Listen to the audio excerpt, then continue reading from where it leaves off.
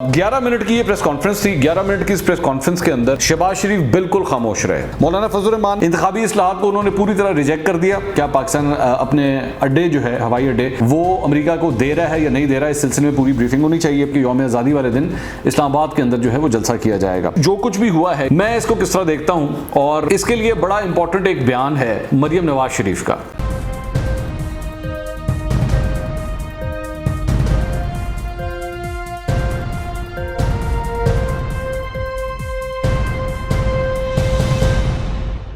अस्सलाम वालेकुम नाज़रीन, मैं हूं मंसूर अली खान। अपने YouTube चैनल के ऊपर आपको खुश आमदीद कहूँगा। सबसे पहले आपसे दरख्वास्त के चैनल को सब्सक्राइब करना मत भूलिएगा और बेल आइकन जरूर प्रेस कीजिएगा। नाज़रीन, PDM का आज एक और इजलास हुआ मुस्लिम लीग नून के सेक्रेटेरिएट के अंदर इस्लामाबाद के अंदर, जहाँ पे PDM की जितनी जमातें अब रह गई हैं, 8 जमातें अब रह गई हैं, उनका ये सरबराही इजलास था, जिसमें इस मरतबा मरियम नवाज़ और शहबाज शरीफ दोनों ही शिरकत कर रहे थे।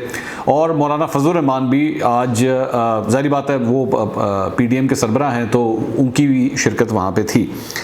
तवील नशस्त थी और तकरीबन गालबन ये कोई 5 घंटे जारी रही और 5 घंटे के बाद जो है वो एक अदद प्रेस कॉन्फ्रेंस की गई। मैं जल्दी से प्रेस कॉन्फ्रेंस के थोड़े से खदोखाल आपको बता दूं, उसके बाद इस पर ज़रा तबसरा शुरू करते हैं। 11 मिनट की ये प्रेस कॉन्फ्रेंस थी। 11 मिनट की इस प्रेस कॉन्फ्रेंस के अंदर मौलाना फजल रहमान ने ज़्यादातर सवालों के जवाब दिए और मरियम नवाज़ ने सिर्फ एक सवाल का जवाब दिया। शहबाज शरीफ बिल्कुल खामोश रहे। शहबाज शरीफ ने किसी किस्म का कोई सवाल का जवाब नहीं दिया, जबकि टेक्निकली स्पीकिंग अगर मुस्लिम लीग नून के सेक्रेटेरिएट के अंदर ये इजलास हो रहा था तो पार्टी के सरबराह वो हैं इस वक्त, और टेक्निकली स्पीकिंग या तो मौलाना फजल रहमान के बाद जो है वो शहबाज शरीफ को यहाँ पे बात करनी चाहिए थी, लेकिन शहबाज शरीफ बिल्कुल खामोश रहे, उन्होंने किसी किस्म की कोई बात नहीं की। मौलाना फजल रहमान ने इस 11 मिनट की जो प्रेस कॉन्फ्रेंस थी उसके अंदर उन्होंने ये फरमाया, नवाज शरीफ और अख्तर मेंगल ने वीडियो लिंक के जरिए जो है वो इस इजलास में शिरकत की। उन्होंने फरमाया कि जनाब पार्लियामेंट का इजलास बुलाया जाना चाहिए और उसके अंदर जो है जो भी सिक्योरिटी के मामलात हैं कौमी सतह के, उस सिलसिले में जो है वो बंद कमरा इजलास के अंदर जो है वो हमें ब्रीफिंग दी जानी चाहिए कि क्या पाकिस्तान अपने अड्डे जो है हवाई अड्डे वो अमेरिका को दे रहा है या नहीं दे रहा है, इस सिलसिले में पूरी ब्रीफिंग होनी चाहिए। साथ साथ उन्होंने सहाफ़ियों पर होने वाले तशद्दुद की भी मजम्मत की और उन्होंने कहा कि PDM का वफ्द जो है वो इन सहाफ़ियों के घर भी जाएगा, जिसमें असद अली तूर और अबसार आलम जो है वो शामिल हैं। इंतखाबी इस्लाहात को उन्होंने पूरी तरह रिजेक्ट कर दिया और उन्होंने इलेक्ट्रॉनिक वोटिंग को भी जो है वो मुस्तरद कर दिया। इसके साथ साथ उन्होंने फरमाया जी 4 जुलाई को जो है सवात के अंदर एक जलसा किया जाएगा, 29 जुलाई को कराची के अंदर जलसा किया जाएगा और 14 अगस्त को इस्लामाबाद के अंदर यानी कि यौम आज़ादी वाले दिन इस्लामाबाद के अंदर जो है वो जलसा किया जाएगा। ANP और पाकिस्तान पीपल्स पार्टी ना इस इजलास में मौजूद थे और ना ये कहा गया कि जनाब उनको किसी किस्म की इस सिलसिले में जो PDM का पहले मौक़िफ़ था वो अपनी जगह उसी तरह ही कायम है। जहाँ तक बजट के मामलात हैं, इस सिलसिले में जो है वो एक अदद कमेटी बनाई गई है जिसकी सरबराही जो है अपोजिशन लीडर शहबाज शरीफ करेंगे और वो पार्लियामेंट के अंदर जो है जो बाकी दीगर जमातें उनको साथ लेके चलेंगे। अब आ जाइए ज़रा इस तबसरे के ऊपर। ये सारा कुछ जो कुछ भी हुआ है, ये जो ऐलानात किए गए हैं जनाब, 3 जलसे जो है ये मुनक़्क़द किए जाएंगे, मैं इसको किस तरह देखता हूँ, और इसके लिए बड़ा इंपॉर्टेंट एक बयान है मरियम नवाज शरीफ का। मरियम नवाज़ से आज इस इजलास के बाद एक सहाफ़ी ने जब गुफ्तगू की तो उन्होंने मफाहमत और मज़ाहमत के हवाले से उन्होंने फरमाया कि जी अब कौन सी पॉलिसी चलेगी। मरियम नवाज़ ने उसका क्या जवाब दिया है, देखिएगा। नजरिया चलेगा या मुफाहमत का मुस्लिम लीग नून का 2 दिन से बहुत अच्छा सवाल पूछा। अगर मज़ाहमत होगी तो मुफाहमत होगी। Power talks to power. Power जो है वो कमजोरी से बात नहीं करती। जहां आपने कमजोरी दिखाई वहां आपका दुश्मन आप पे अटैक करे। ट्रे में रख के आपको कभी कोई चीज नहीं मिलती, आपको अपना हक लड़के लेना पड़ता है, छीन के लेना पड़ता है। तो ये जनाब आपने उनकी गुफ्तगू सुनी, उन्होंने फरमाया कि जनाब मज़ाहमत होगी तभी मफाहमत होगी।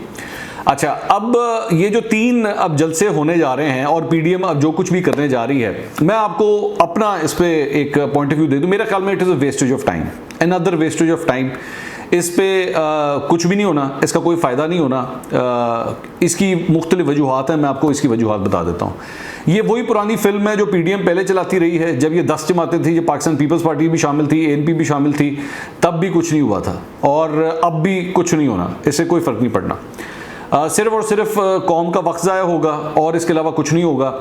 इकॉनमी के हवाले से वैसे ही ये हुकूमत जो है अब ये क्लेम कर रही है, और हकीकत भी है कि बेशक अगर हुकूमत के जो फिगर्स हैं वो थोड़े बहुत इन्फ्लेटेड भी हों, अगर हों भी, लेकिन फिर भी अब कम से कम कुछ अच्छी खबरें वाकई आना शुरू हो गई हैं। और बिला वजह सिर्फ ये कही जाना कि नहीं जी वही हालात हैं, ऐसी बात नहीं है। आपका जो जीडीपी ग्रोथ रेट है वो वाकई इंप्रूव किया है, आपके एक्सपोर्ट्स वाकई इंप्रूव किए हैं, आपके लोकल इकॉनमी की अगर हम बात करें तो बम्पर क्रॉप इस मरतबा आई है, और इसके साथ साथ और भी मतलब मुख्तलिफ सेक्टर्स के अंदर जो हैं वो अच्छी खबरें हैं। अब इस मौके के ऊपर बिला वजह का एक जिसे कहते हैं रंग में भंग डालना, वो वाली बात है। ये बिला वजह का एक नया एक सिलसिला शुरू होने वाला है जिसका कोई फ़ायदा नहीं है। अच्छा, एक तो ये वजह है। अब दूसरी वजह क्या है जो मैं समझता हूं कि इसका कोई फायदा नहीं होगा। 11 मिनट की प्रेस कॉन्फ्रेंस में शहबाज शरीफ साहब एक सवाल का जवाब तक नहीं दे सके।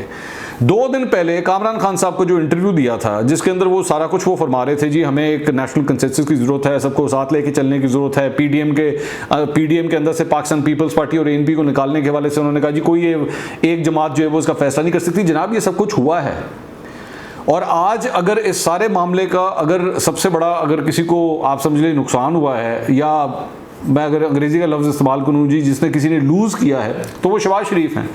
शहबाज शरीफ के मामला जो है वैसे के वैसे ही अपनी जगह पे मौजूद हैं, एक आप खिताब तक नहीं कर सकते। कामरान खान साहब को आपने 1.5 घंटे का इंटरव्यू दिया, 1.5 घंटे का इंटरव्यू देने वाले शहबाज शरीफ साहब पीडीएम की प्रेस कॉन्फ्रेंस में 1.5 मिनट नहीं बोल सके। तो आप ये समझते हैं कि जिस पार्टी ने पीडीएम को एक किस्म की जो सबसे बड़ी पार्टी है मुस्लिम लीग नून, जो इस वक्त सबसे बड़ी पार्टी है, आपकी पार्टी का सरबराह 1.5 मिनट बात नहीं कर रहा प्रेस कॉन्फ्रेंस के अंदर, आपके ख्याल में ये पार्टी अब कुछ कर पाएगी? आपके ख्याल में अब इसके अंदर कोई हुकूमत को कोई टफ टाइम देने के लिए कुछ रह गया है? तो ये बिला वजह का एक मेरे ख्याल में एक फ्यूटाइल किस्म की एक्सरसाइज थी जिसका किसी किस्म का कोई फ़ायदा नहीं था। जो मरियम नवाज़ हैं उन्होंने भी सिर्फ एक सवाल का जवाब दिया और बड़ा हल्का सा बड़ा सरसरी सा जवाब दिया। ये नज़र आता है, ये विजुअल्स के अंदर नज़र आता है कि आप लोगों की आपस में किसी किस्म की कोई कोऑर्डिनेशन नहीं है। इट वाज वरना प्रेस कॉन्फ्रेंस जब वाकई कोई जोश और जज्बा हो ना, तो आपका दिल नहीं करता माइक्स के सामने से हटने को, आपका दिल नहीं करता कैमरे के सामने से हटने को, आपके पास एक पूरा जामे प्लान होता है। 11 मिनट की प्रेस कॉन्फ्रेंस का मतलब सिर्फ ये होता है कि बस इसको जिसे कहते हैं ना वो डंग टपाओ काम, ये डंग टपाओ काम था जिसमें आपके पास किसी किस्म का कोई रोड मैप नहीं है। ये जो 3 जलसे भी आपने अनाउंस किए हैं जिसमें सवात और कराची शामिल है, कराची के अंदर जो है वो लास्ट टाइम जब आपने पीडीएम का जलसा किया था तो पाकिस्तान पीपल्स पार्टी की पूरी प्रोविंशियल गवर्नमेंट की पूरी तरह सपोर्ट आपको हासिल थी। इस मरतबा आपके पास वो भी नहीं होनी। सवात का जो एरिया है वो जाहिर बात है वो उसमें मौलाना फजल रहमान का ही मेन रोल होगा, या मुस्लिम लीग नून की जानिब से अमीर मुकाम साहब जो है वो कोई रोल अदा करेंगे। अब आ जाए 14 अगस्त का जो जलसा है। अब 14 अगस्त यौम आज़ादी का जो जलसा है उस पर आप पूरा पाकिस्तान जो है दरअसल में इकट्ठा होना चाहिए, और ऐसे मौके के ऊपर अब आप यहाँ पे बैठ के एक हुकूमत के ख़िलाफ़ जो है वो उस दिन ये बयानियाँ जारी करना, वैसे इमरान खान साहब भी ये कर चुके हैं। और आपको याद होगा कि जो 2014 के अंदर जिस लॉन्ग मार्च का आगाज़ हुआ था, जो इस्लामाबाद की तरफ लॉन्ग मार्च शुरू किया था, वो भी उन्होंने 14 अगस्त को किया था। तो मैं कभी भी इस फेवर में नहीं होता कि जिस दिन एक आपका मतलब आपकी पूरी कौम को इकट्ठा करने की जहाँ पे बात है वहाँ पे सियासी जमातें जो हैं वो किसी किस्म के एहतजाज करें। लेकिन जाहिर बात है इन्होंने बात तो समझनी नहीं है। अगर आप उनको समझाने की कोशिश भी करेंगे कि जनाब ये क्या कर रहे हैं आप, ये इस दिन करने की क्या ज़रूरत है, तो मुझे नहीं पता इनको कौन ये सजेस्ट कर रहा है। उसके बाद इंतखाबी इस्लाहात के हवाले से आ जाएँ, उन्होंने इंतखाबी इस्लाहात को ठग करके उन्होंने रिजेक्ट कर दिया। अब मुझे सिर्फ एक आप इंसाफ से एक बात बताएं, इलेक्ट्रॉनिक वोटिंग मशीन है, मैं शर्तिया ये बात कह रहा हूँ, आप मौलाना फजल रहमान के सामने इलेक्ट्रॉनिक वोटिंग मशीन रखें और उनसे कहें जी इसको ऑपरेट करके दिखाएं। मौलाना फजल रहमान ने इलेक्ट्रॉनिक वोटिंग मशीन को आज तक हाथ नहीं लगाया होगा, उनको ये भी नहीं पता होगा ये वोटिंग मशीन चलती किस तरह है या ये काम किस तरह करती है, और उन्होंने बगैर देखे बगैर आज तक कोई डेमोस्ट्रेशन ले उन्होंने ठग करके उन्होंने रिजेक्ट कर दिया। बाकी ठीक है, मरियम नवाज़ या ये बाकी लोग जो हैं मरियम औरंगज़ेब वगैरह, चलें ठीक है, इनका शायद मौक़िफ़ इस बारे में हो बिकॉज ये ज़ाहिर बात है ज़रा थोड़े टैक्स सेवी हैं। लेकिन मौलाना फजल रहमान ने बगैर देखे बगैर कुछ कहे उन्होंने ठग कर उन्होंने कहा जी इलेक्ट्रॉनिक वोटिंग मशीनों को हम मानते नहीं हैं। वजह क्या है, क्यों नहीं मानते, ये कोई वजह नहीं पता, बस हम नहीं मानते। तो अगर तो आपकी वाकई कोई ठोस बात होती। अच्छा, दूसरी बात यह कि जहां ये पीडीएम का आगाज हुआ था, पीडीएम की जो अपना जो चार्टर ऑफ डिमांड है उसके अंदर तो आपकी शिक के अंदर शामिल है कि एस्टैब्लिशमेंट की जो मदाखलत है वो आपने नहीं बर्दाश्त करनी। तो आपके तो ये बगल के अंदर मौलाना फजल रहमान के साहब के साथ जो है वो शहबाज शरीफ साहब खड़े हैं, तो वो उनसे तो पहले पूछ लें कि क्या वो पीडीएम की तमाम शिकों को मानते भी हैं कि नहीं मानते, कि उन्होंने ये उनसे किसी ने पूछा है कि जनाब आपका क्या ख्याल है, क्या इस्टेब्लिशमेंट की मुदाखलत बर्दाश्त करनी है कि नहीं करनी, क्या इस्टेब्लिशमेंट के साथ जो है वो साथ चलना है कि नहीं चलना। तो आपकी जिस जगह पे सेक्रेटेरिएट के अंदर जिस पीडीएम का ये इजलास हो रहा है उसकी पार्टी के अपने सरबराह इन सारी चीज़ों को नहीं मानते जनाब। ये पीडीएम असूली तौर पे ये पूरा चार्टर जो बना हुआ है उसका शहबाज शरीफ साहब के इन तमाम मामला के साथ कोई ताल्लुक ही नहीं है। शहबाज शरीफ साहब खुद इसकी मुखालफत करेंगे।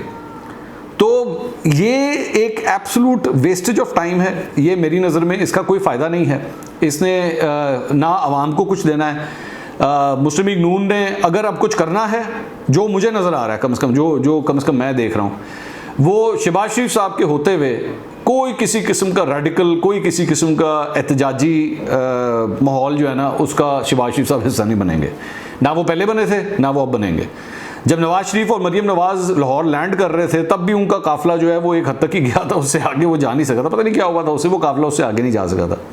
उसके बाद जब धांधली की बात आई थी, इंतखाबी जो 2018 के इंतखाबात थे उसके सिलसिले में धांधली की जब बात आई थी, इलेक्शन कमीशन ऑफ पाकिस्तान के सामने एहतजाज करना था, शहबाज शरीफ साहब उसके अंदर भी शिरकत नहीं कर सके थे। उन्होंने कहा जी वो पता नहीं वेदर ख़राब हो गया था या उनकी कमर में दर्द था, कोई समथिंग लाइक दैट, जिसकी वजह से शहबाज शरीफ साहब तशरीफ नहीं ला सके थे। तो ये जब इस किस्म के मामला होंगे, आपका क्या ख्याल है, इससे कोई फ़ायदा है? नहीं होगा। शहबाज शरीफ साहब के उस पॉलिटिकल डीएनए के अंदर एहतजाज मज़ामत है ही नहीं। तो अगर तो ये सब कुछ मरियम नवाज ने इसको डील करना है तो फिर तो क्लियर करें ना। शहबाज शरीफ साहब को आप बगल में खड़ा करके उसके बाद आप एक्सपेक्ट करें कि कुछ होगा। नवाज शरीफ साहब बाहर बैठे हैं, उन्होंने वापस आना कोई नहीं है, तो इट्स एन एब्सोल्यूट वेस्टेज। दूसरी बात ये कि आपके अपने मतलब जिस पार्टी के सरबराह के घर पे, यानी कि पीएमएलएन सेक्रेटेरिएट में आप जहाँ पे इजलास कर रहे हैं, वो 2 दिन पहले बैठ के टॉक शो के अंदर ये बात कर रहे हैं कि जनाब पाकिस्तान पीपल्स पार्टी और एएनपी के साथ मामला हमें तय करना चाहिए। उनका बैठ के वो डिनर कर रहे हैं, ठीक है, उनके साथ मामला को वो तय करना चाहते हैं। पीडीएम उस लाइन के ऊपर आ ही नहीं रही, वो बात ही नहीं करना चाहती उसके ऊपर। तो और पाकिस्तान पीपल्स पार्टी आपको चाहे पसंद हो या ना पसंद हो, ऑपोजिशन की दूसरी बड़ी जमात है इस वक्त, और अगर वो ही इस पूरे निज़ाम का हिस्सा नहीं है, मौलाना फजल रहमान तो वैसे ही उनके कोई स्टेक्स नहीं है पार्लियामेंट के अंदर, तो फिर बाद में इन पे रह क्या जाता है। यानी कम से कम आपने सूबा सिंध जो है वो इस पूरी एहतजाजी तरीके से अब निकाल दिया हुआ है, उसका कोई लेना देना नहीं है सारे मामले के साथ। वो जबकि वो चाहते हैं कि मामला तय होना चाहिए, लेकिन जाहिर बात है वो मामला नहीं तय हुआ। तो ये 11 मिनट की ये जो पूरी प्रेस कॉन्फ्रेंस थी, मेरी नज़र में it was a wastage of time. इसका ना कोई फ़ायदा होना है, इसका सिर्फ और सिर्फ आवाम का वक्त भी ज़ाया होगा। तकरीरें आप सुनेंगे, जिसे कहते हैं ना मौज मेला लगा रहेगा, ठीक है लगा रहे, लेकिन ना हुकूमत को मेरे ख्याल में इससे कोई परेशानी होगी ना कोई प्रॉब्लम होगी। अगले व्लॉग में दोबारा मुलाकात होती है। अल्लाह हाफ़िज़।